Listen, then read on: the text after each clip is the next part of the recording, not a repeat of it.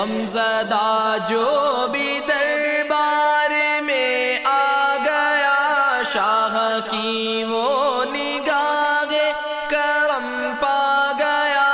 سارا رنج و الم اس کا کافور ہے۔ میرے میٹھے مدینے کی کیا بات ہے، میرے میٹھے مدینے کی کیا بات ہے۔ جو کوئی حضور اکرم نور مجسم صلی اللہ تعالی علیہ وآلہ وسلم کی قبر معظم کے روبرو کھڑا ہو کر یہ آیت شریفہ ایک بار پڑھے، ان اللہ وملائکتہ یصلون علی النبی یا ایھا الذین آمنوا صلوا علیہ وسلموا تسلیما، پھر 70 مرتبہ یہ عرض کرے صلی اللہ علیہ وسلم یا رسول اللہ۔ فرشتہ اس کے جواب میں یوں کہتا ہے، اے فلاں تجھ پر اللہ عز و جل کا سلام ہو۔ پھر فرشتہ اس کے لیے دعا کرتا ہے، یا اللہ اس کی کوئی حاجت ایسی نہ رہے جس میں یہ ناکام ہو۔ جب جب سنہری جالیوں کے روبرو حاضری کی سعادت ملے، ادھر ادھر ہرگز نہ دیکھیے، اور خاص کر جالی شریف کے اندر جھانکنا تو بہت بڑی جرأت ہے۔ قبلے کی طرف پیٹ کیے کم از کم 4 ہاتھ یعنی تقریباً 2 گز جالی مبارک سے دور کھڑے رہنے اور مواجہہ شریف کی طرف رخ کر کے سلام عرض کیجئے۔ دعا بھی مواجہہ شریف ہی کی طرف رخ کیے مانگیے۔ بعض لوگ وہاں دعا مانگنے کے لیے کعبے کی طرف منہ کرنے کو کہتے ہیں، ان کی باتوں میں آ کر ہرگز سنہری جالیوں کی طرف آقا صلی اللہ تعالی علیہ وآلہ وسلم کو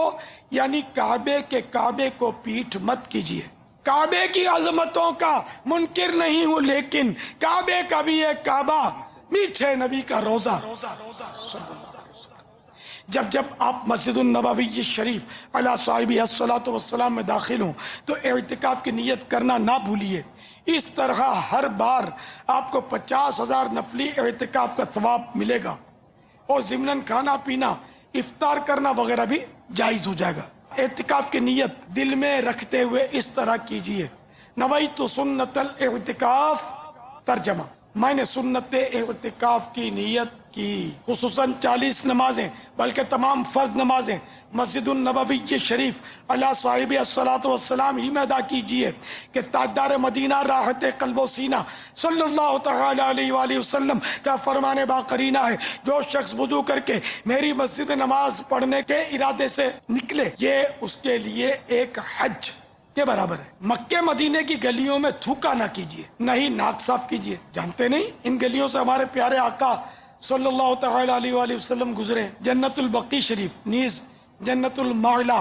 مکہ مکرمہ، دونوں مقدس قبرستانوں کے مقبروں اور مزاروں کو شہید کر دیا گیا ہے۔ ہزارہ صحابہ کرام علیہم الرضوان اور بے شمار اہل بیت اطہار علیہم الرضوان اور اولیاء کبار و عشاق زار رحمہم اللہ الغفار کے مزار کے نقوش تک مٹا دیے گئے ہیں۔ حاضری کے لیے اندر داخلے کی صورت میں آپ کا پاؤں معاذ اللہ کسی بھی صحابی یا عاشق رسول کے مزار پر پڑ سکتا ہے۔ شرعی مسئلہ یہ ہے کہ عام مسلمانوں کی قبروں پر بھی پاؤں رکھنا حرام ہے۔ رد المحتار میں قبرستان میں قبریں مٹا کر جو نیا راستہ نکالا گیا ہو اس پر چلنا حرام ہے، بلکہ نئے راستے کا صرف گمان ہو تب بھی اس پر چلنا ناجائز و گناہ ہے۔ لہذا مدنی التجا ہے کہ باہر ہی سے سلام عرض کیجیے،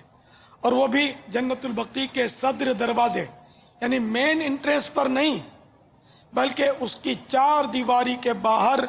اس سمت کھڑے ہوں جہاں سے قبلے کو آپ کی پیٹھ ہو، تاکہ مدفونین بقیع کے چہرے آپ کی طرف رہیں۔ جب مدینہ منورہ زادہ اللہ شرفا و تعظیمہ سے رخصت ہونے کی جہاں سوز گھڑی آئے، روتے ہوئے اور نہ ہو سکے تو رونے جیسا منہ بنائے، مواجہ شریف میں حاضر ہو کر رو کر سلام عرض کیجئے، خوب رو کر دعائیں مانگیے، بار بار حاضری کا سوال کیجئے، اور مدینے میں ایمان و عافیت کے ساتھ موت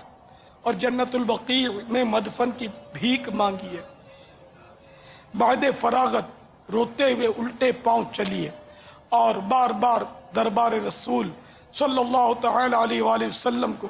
اس طرح حسرت بھری نظر سے دیکھیے جس طرح کوئی بچہ اپنی ماں کی گود سے جدا ہونے لگے تو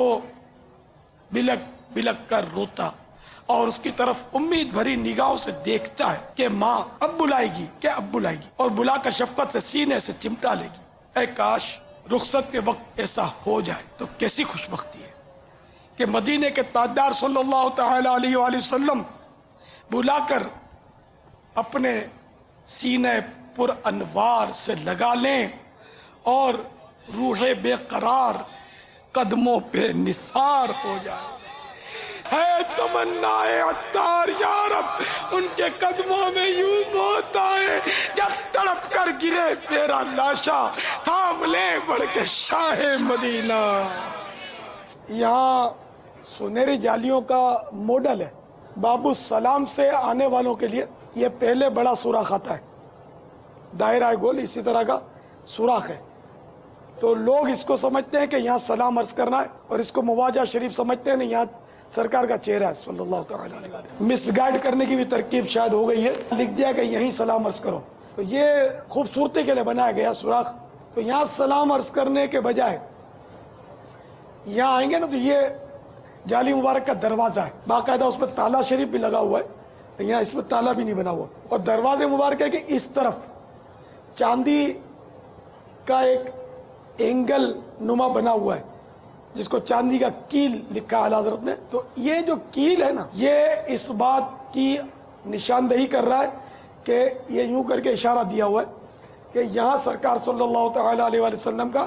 چہرے انور ہے۔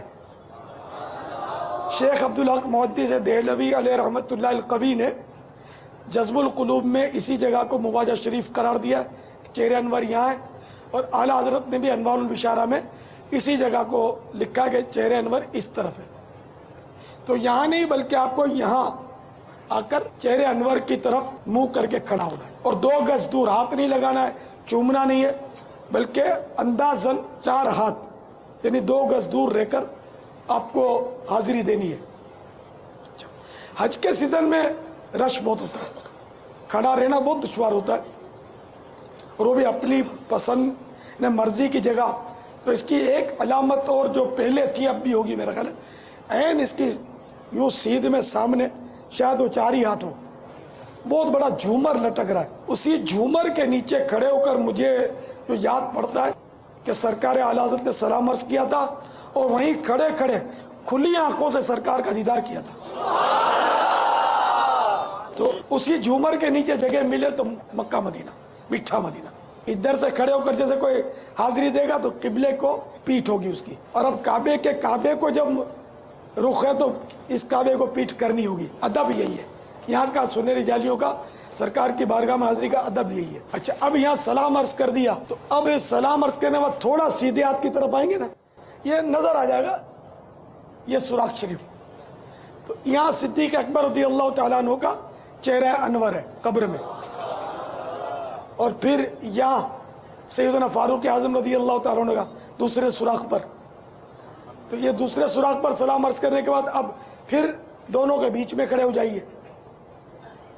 اور اب دونوں کو جمع کے صیغے میں سلام عرض کیجئے۔ یوں تو رش میں نے دیکھا کہ اچھا بھلا آدمی بہ جاتا ہے،